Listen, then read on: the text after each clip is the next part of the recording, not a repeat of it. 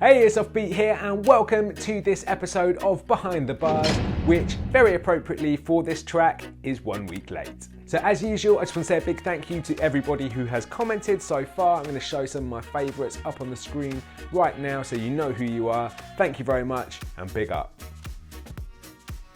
So I'm Late is the 5th track off my album, and it's a very light-hearted one, not serious at all. It's just a fun little song about me always being late for everything.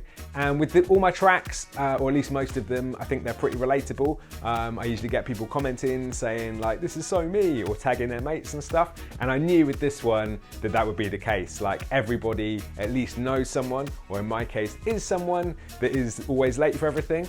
And yeah, if you ask like the Swing Hoppers or any of my mates, or even if you've come to the live streams, you will know firsthand that this song is 100% accurate. So as I've said, this song is basically inspired by me and my life. The first verse is just like a kind of general overview of like the scenario, and then verses 2 and 3 are specific examples. So verse 2 is about a job interview, and that really happened. It was my first ever job interview for a graphic design job, so I was really excited. It was a big deal, and I don't know how, but I managed to get lost on the way, and yeah, genuinely had to pull over to a lay-by, call up and explain that I was going to be late, and then race there, get there all hot and sweaty, and yeah, needless to say, I didn't get it. And then the third verse is about a date that I went on with a girl that I met at a festival. I say gig in the song, but it was a festival. And basically, yeah, we both came from Bristol, so we arranged to meet up once we got back. And yeah, I was running late.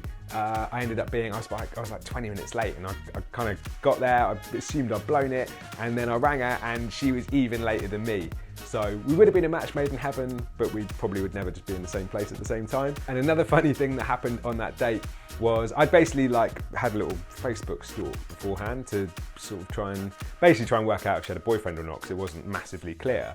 And then later on, it came up during the date, later on, and I mentioned that I'd like taken a look at some of our photos, and she said, yeah, you've looked at quite a lot of them, haven't you? And I was like, no, what makes you say that? And she was like, well, you accidentally liked one of them from about 3 years ago. So yeah, that was probably another reason why it didn't work out. So my favourite line in this tune is probably the bit about me being on like a BuzzFeed quiz while my wife's in labour, and like working out what Harry Potter house I'd be in.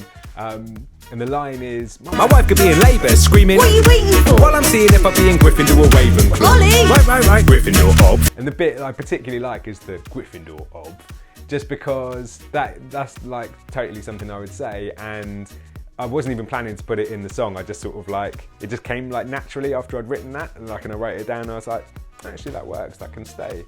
So yeah, I just like that bit because it's sort of conversational and just feels very, very me. So I've been saying to you guys to send in your questions and I'll answer them on these videos, and I would encourage you to keep doing that because I want these to be like more interactive. But I've had a few questions in this time. The first one, well, a lot of people have asked this question, but I'm gonna use Boxcars as an example, who asked, why the white rabbit suit? And as Atari correctly points out, big up Atari, it is a reference to Alice in Wonderland. So I thought that was pretty obvious myself, to be honest. I don't know whether that's just because I'm old and that's just not a relevant reference anymore, but like, yeah, Alice in Wonderland, there's a white rabbit that runs around screaming, I'm late for a very important date.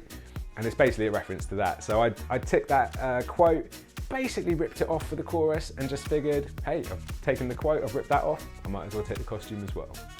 Please, sir! I'm late for a very important date. No time to say hello, goodbye, I'm late. So that is it for this episode of Behind the Bars. If you haven't got a copy of the album yet, then make sure you go and grab one from my website, iamoffbeat.com/album. You can get a digital copy, and you can also get the physical CD copy. And there's literally a handful of these left. I think we got like 200 done when I got the first pressing done, and there are genuinely like a handful of them left now. So I will be getting some more done, but if you want one from the very first batch, history in the making, then swing over to my website now and grab one. And I will be back soon with a making of the music video, and then I've got lots lined up actually. I've got that, Got the new Swing Hoppers EP is coming out very, very soon, and there's going to be a brand new video for that as well. And my next video is the next track on the album. It's called Even the Score, and I'm working on that as we speak, and that is going to be monumental. And then on top of that, I've also got a very exciting announcement, which I'm going to be announcing very soon in the next couple of weeks. So yeah, stay tuned. Thank you very much for watching. Apologies, I've been a bit quiet recently. My big announcement links into that, so stay tuned and all will be explained, and I'll catch you guys soon. Take it easy. Peace.